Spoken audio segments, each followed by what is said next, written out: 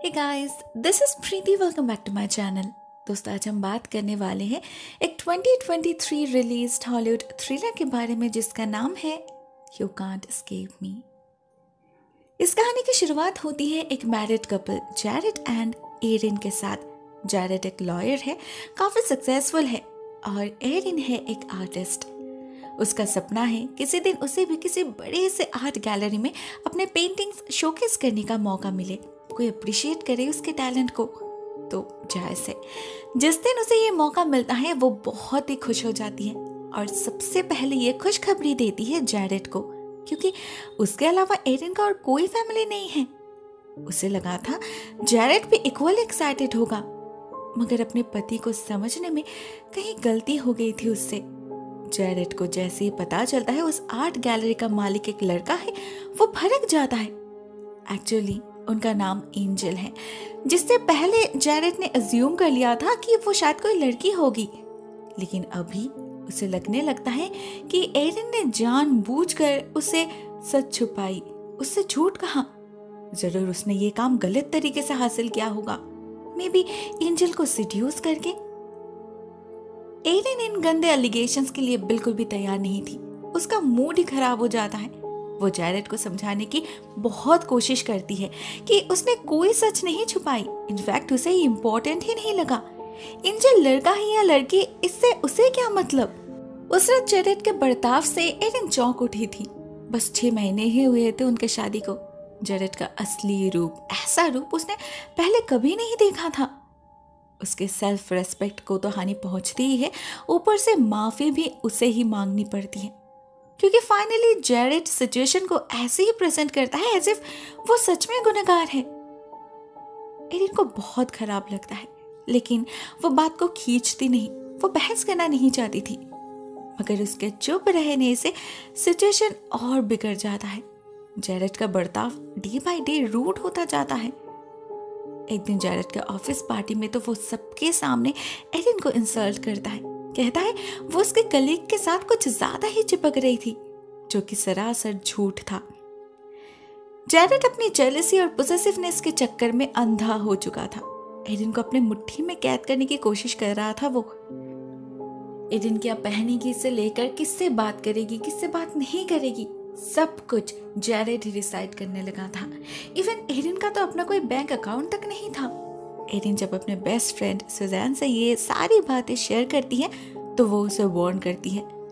Jared उसे taken for granted ले रहा है, उसे डोमिनेट करने की कोशिश कर रहा है। आज सबके सामने उसे ह्यूमिलिएट किया है तो कल हाथ भी उठा सकता है। ऐसा कब तक चलेगा? एरिन को अपना स्टैंड लेना ही होगा। एरिन भी हालत को समझ पा रही थी, मगर उसका दिल कह रहा था सब ठीक हो जाएगा, जो होता नहीं। उल्टा एरिन के गैलरी ओपनिंग के दिन एरिन और एंजल को बात करते देख जैरेड इतना नाराज हो जाता है कि एरिन पर हाथ उठा देता है, उसे फोर्सफुली खींचकर घर ले जाता है। उससे प्रॉमिस करवाता है कि वो एंजल से और कोई कांटेक्ट नहीं रखेगी। जानबूझकर एरिन के स्पेशल डे को खराब कर देता है वो। एक्चुअली वो उसकी तरक्की सहन नहीं कर पा रहा था। उसे डर था एरिन अगर उससे आगे निकल गई तो वो उसे कंट्रोल कैसे करेगा। गुस्से में पागलों जैसा बिहेव करने लगा था जैरेड, जिससे एरिन काफी डर जाती है। उसे शांत करने के लिए वो चुपचाप घर तो आ जाती है, मगर वो समझ चुकी थी सुजैन ने बिल्कुल सही कहा था। जैरेड के जेलसी अब नॉर्मल है, यह तो गुस्से में उसका खून भी कर सकता है। और इस घर में रहना एरिन को ठीक नहीं लगता। जैसे ही जैरेड नहाने जाता है वो किसी तरह अपना सामान पैक करके बाहर भागती है, लेकिन उसे अपनी कार कीज नहीं मिल रही थी। कैसे मिलती, वो तो जैरेड के पास था। उसने पहले ही गेस कर लिया था एरिन ऐसा ही कुछ करने वाली है। बहुत डराता है उसे जैरेड, धमकाता है, इवन थप्पड़ भी मारता है, लेकिन इतना कुछ करके भी अल्टीमेटली एरिन को वो रोक नहीं पाता। पहले एरिन जाकर शेल्टर लेती है अपने एक नेबर पॉली के घर, और वहां से कॉल करती है सुजैन को। उसे लगा था पॉली उसकी वेल विशर है, वो खुद भी एक ट्रॉमेटाइज्ड डिवोर्स से गुजर चुकी है कभी, तो एरिन की हालत जरूर समझ पाएगी। मगर रियलिटी में होता कुछ और। पॉली उल्टा जैरेड को ही कॉल करके घर बुला लेती है और जैरेड आकर एरिन को लिटरली घसीटते हुए अपने साथ ले जाने लगता है। थैंकफुली ठीक तभी सुजैन आ जाती है और पुलिस का थ्रेट देकर अपने दोस्त को रेस्क्यू कर लेती है। नहीं तो अगर उस रात एरिन को घर लौटना पड़ता, पता नहीं क्या हो जाता उसके साथ। सुजैन उसे बहुत बार कहती है पुलिस में रिपोर्ट करने के लिए, लेकिन एरिन नहीं मानती। कार्वर फैमिली बहुत इन्फ्लुएंशियल है। जैरेड और उसके डैड के कनेक्शंस काफी ऊपर तक है। उसका केस टिक नहीं पाएगा। बात बिल्कुल सही थी। फिर भी सुजैन उसके कुछ फोटोज ले लेती है उसके घाव के, जिससे बाद में अगर कभी जरूरत पड़ी तो काम आ सके। अगले कुछ दिन एरिन वहीं बिताती है, लेकिन जैरेड के हाथ से उसे मुक्ति नहीं मिलती। वो दिन रात उस घर के बाहर इंतजार करने लगता है, जिससे एरिन कहीं और भाग ना पाए। उसे लगा था ऐसा करने से एरिन डर जाएगी और उसके पास वापस आने पर मजबूर हो जाएगी, मगर ऐसा होता नहीं। एक दिन एरिन सुजैन की तरह ड्रेस अप करके जैरेड के सामने से निकल जाती है। उसे कुछ पता ही नहीं चलता। शहर छोड़कर पोर्टलैंड भाग जाती है एरिन अपने एक और बेस्ट फ्रेंड केटी के पास। सुजैन ने उसे बार बार वार्न किया था कि जितना जल्दी हो सके इस फोन को स्विच ऑफ करने के लिए, नहीं तो जैरेड उसे ट्रैक कर लेगा। एरिन वही करती है और पोर्टलैंड जाकर केटी के साथ रहने लगती है, एक नए नाम नए पहचान के साथ। देखते देखते ऐसे ही 5 महीने बीत जाते हैं। हमें पता चलता है एरिन का नया नाम लॉरेन है और वो एक कम्युनिटी सेंटर में लोगों को पेंटिंग्स सिखाती है। पहले से काफी बेहतर है उसकी जिंदगी। एटलीस्ट यहाँ फ्रीडम तो है, लेकिन अभी भी उसके मन से डर का साया खत्म नहीं हुआ। हर वक्त टेंशन होता रहता है उसे। अगर जैरेड ने उसे ढूंढ लिया तो पता नहीं क्या करेगा उसके साथ। एट द सेम टाइम हम जैरेड को भी देखते हैं और रियलाइज करते हैं कितना जायज है एरिन का डर। जैरेड ने अभी भी हार नहीं माना, पागलों की तरह ढूंढ रहा है एरिन को, और उसके पिता तो है ही उसे और ज्यादा भड़काने के लिए। एक्चुअली उनका मानना है अपने पत्नी को हमेशा मुट्ठी में रखना चाहिए, कंट्रोल हमेशा पति के हाथ में रहना चाहिए। सिर्फ तभी एक मैरिड लाइफ हैप्पी रह सकता है। एरिन भाग गई है सुनकर वो जैरेड को बहुत कोसते हैं। कैसा मर्द है वो, अपने पत्नी को संभाल ही नहीं पाया। अब बाप इतना गिरा हुआ सोचता है तो बेटे की सोच कैसे बेहतर हो सकती है। जैरेड के लिए अभी ये एक रेपुटेशन का सवाल बन चुका था। उसे कुछ भी करके एरिन को वापस लाना था, तो वो हर तरह से कोशिश करता है। एरिन के साथ जिसके भी कॉन्टैक्ट्स थे, उसके फ्रेंड्स, कलीग्स, सभी से पूछताछ करता है। और ऐसे ही एक दिन कॉल जाता है केटी के पास। केटी उसे कन्विंस करने की पूरी कोशिश करती है कि एरिन से उसका कोई कांटेक्ट नहीं है, लेकिन जैरेड को शक हो चुका था। वो बार बार कॉल करके केटी से पूछताछ करने लगता है। इससे एरिन समझ जाती है कि वो और ज्यादा दिन चुपकर नहीं रह सकती, उसे जैरेड का सामना करना ही होगा।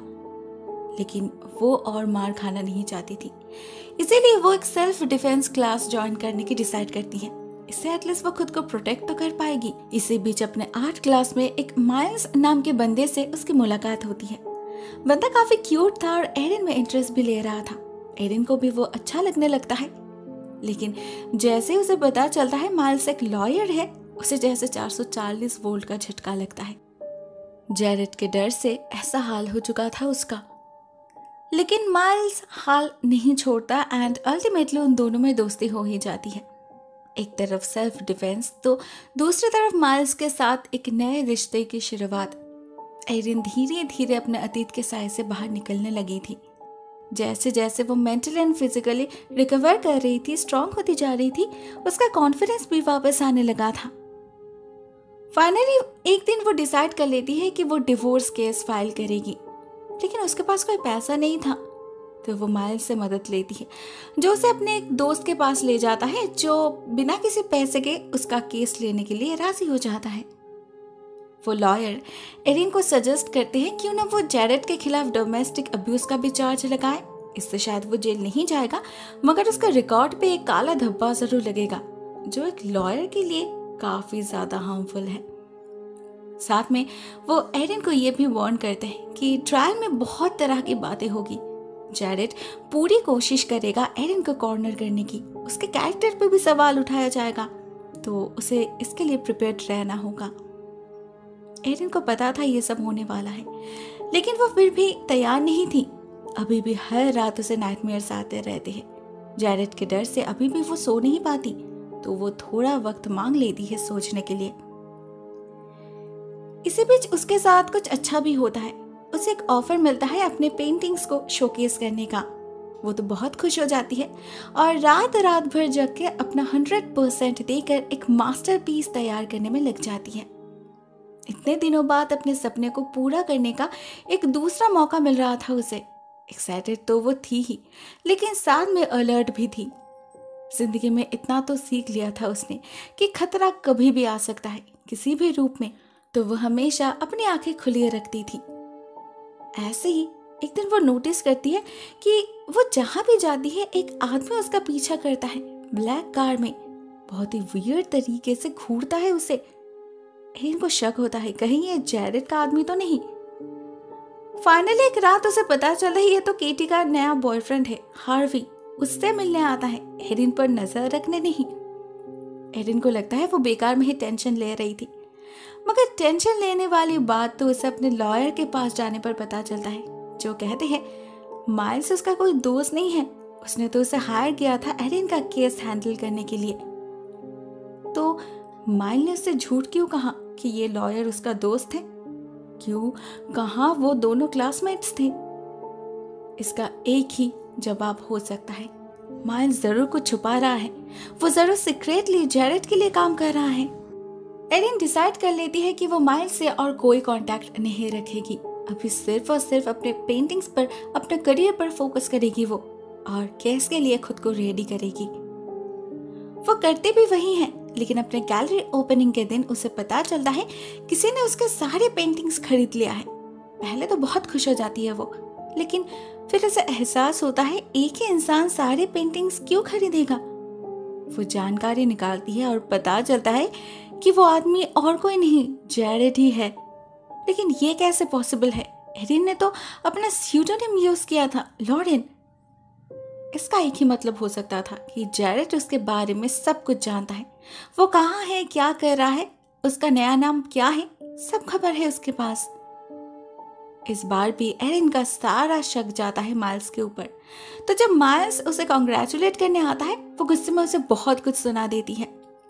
लेकिन माइल्स कुछ भी जानने से इनकार करता है। वो कहता है उसने एरिन से झूठ इसलिए कहा था जिससे उसे बुरा ना लगे। हाँ, ये बात सच है कि वो लॉयर उसका दोस्त नहीं है। एक्चुअली उसने उसे हायर किया था एरिन का केस लेने के लिए। वो पे कर रहा था उसकी फीस, लेकिन वो नहीं चाहता था एरिन को खराब लगे, इसलिए उसने ऐसा किया। बहुत समझाने के बाद एरिन को फाइनली उसके बातों पर यकीन आ जाता है। लेकिन अब भी सवाल ये था कि अगर माइल्स नहीं तो कौन? कोई तो है जो एरिन की खबर जैरेड तक पहुंचा रहा है। उसे एक बार ये भी लगता है कहीं ये डिलन तो नहीं, आर्ट गैलरी की ओनर। सिचुएशन ऐसा बन चुका था कि एरिन सभी को शक की नजरों से देखने लगती है। बहुत ही ज्यादा पैनिक करने लगती है वो। ऐसे में केटी आती है उससे बात करने, उसे शांत करने, लेकिन उसके बातों से उल्टा एरिन और ज्यादा डर जाती है, क्योंकि आखिरकार उसे पता चल ही जाता है उसका बैकस्टैबर कौन है। वो केटी ही थी, लेकिन वो डायरेक्टली जैरेड से कनेक्टेड नहीं थी। उसका बॉयफ्रेंड था जैरेड का भेजा गया जासूस।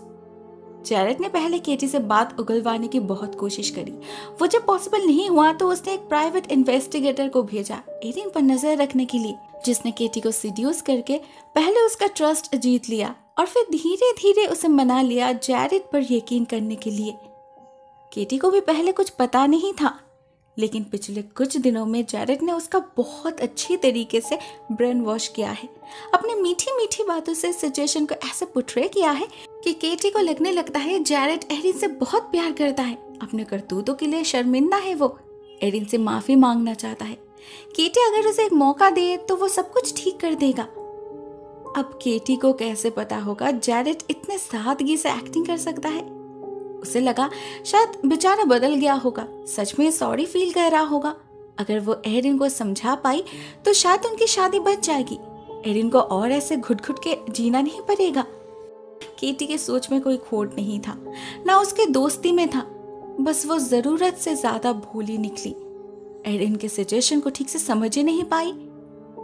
जैरेड ने उसे इतना कन्विंस कर लिया था कि अल्टीमेटली वो उसे अपने घर में भी एंट्री दिला देती है। उसे लगा था जैरेड शायद माफी मांगेगा, लेकिन घर में कदम रखते ही जैरेड का रूप बदल जाता है। वो एरिन पर चिल्लाने लगता है, उसे धमकाता है कि अगर वो अभी इसी वक्त उसके साथ नहीं गई तो बहुत बुरा होगा। एरिन को पता था ऐसा ही कुछ होने वाला है। वो पिछले 2 महीनों से इसीलिए ही तो खुद को ट्रेन कर रही थी। लेकिन केटी बिल्कुल घबरा जाती है और अपने दोस्त को बचाने के लिए जैरेड के सामने जाकर खड़ी हो जाती है, लेकिन वो मॉन्स्टर एक धक्के में उसे बेहोश कर देता है। अब एरिन और उसके बीच और कोई नहीं आ सकता। एरिन पुलिस को कॉल करने की भी कोशिश करती है, लेकिन जैरेड वो पॉसिबल होने नहीं देता। अभी एरिन के लिए बस एक ही रास्ता था, खुद पर भरोसा करना। अभी बस वो खुद ही खुद को बचा सकती थी, तो वो वही करती है। अपने पूरी ताकत से जैरेड का सामना करती है। भले ही जैरेड कंटिन्यूअसली उसे टॉन्ट कर रहा था, उसे नीचा दिखा रहा था, उसके कॉन्फिडेंस को तोड़ने की कोशिश कर रहा था, मगर एरिन हार नहीं मानती, डटकर सामना करती है उसका। एंड फाइनली उसके एक डेडली पंच से जैरेड का बैलेंस बिगड़ जाता है। उसका सर जाकर टकराता है एक टेबल पर और गर्दन टूटकर उसकी मौत हो जाती है। एरिन ने कभी सोचा नहीं था कि वो ऐसा भी कुछ कर सकती है। बिल्कुल ब्लैंक हो चुकी थी वो। लेकिन धीरे धीरे जब वो सिचुएशन को एक्सेप्ट कर लेती है, तब उसे पता चलता है आजादी किसे कहती है और उसे किसी से डरना नहीं पड़ेगा। अपने असली नाम और पहचान के साथ खुलकर जी सकेगी वो। एट द फाइनल सीन हम देखते हैं उसने केटी को भी माफ कर दिया है और अपने शहर लॉस एंजलिस वापस भी जा चुकी है। जो काम अधूरा छूट गया था, मतलब एंजल के साथ वो कॉन्ट्रैक्ट, वो भी रिन्यू कर लिया है उसने। होपफुली अभी सब कुछ ठीक हो जाएगा। The end. दोस्तों, ये कहानी यहीं पर एंड हो जाती है। डोमेस्टिक अब्यूज को लेकर एक बहुत ही स्ट्रेट फॉरवर्ड स्टोरी है जो मुझे पर्सनली अच्छी लगी। इससे हमें पता चलता है सिर्फ हमारे देश में ही नहीं, ये बीमारी पूरे दुनिया में है। अब इस 21st सेंचुरी में भी लड़कियों को प्रॉपर्टी की तरह ट्रीट किया जाता है और कभी कभी तो वो सम्मान तक नसीब नहीं होता। इसका एक ही इलाज है, फाइट बैक करना, ये प्रूफ करना कि लड़कियां कमजोर नहीं होती। जरूरत पड़े तो मदद मांगना, कुछ भी करना मगर चुप नहीं बैठना, क्योंकि सहन करने से ये चीजें कम नहीं होती, बढ़ती ही जाती है। दोस्तों, आज के लिए बस इतना ही। Thank you so much for watching this video. बहुत जल्द मिलते हैं किसी और नए वीडियो के साथ। तब तक के लिए टेक केयर, टाटा।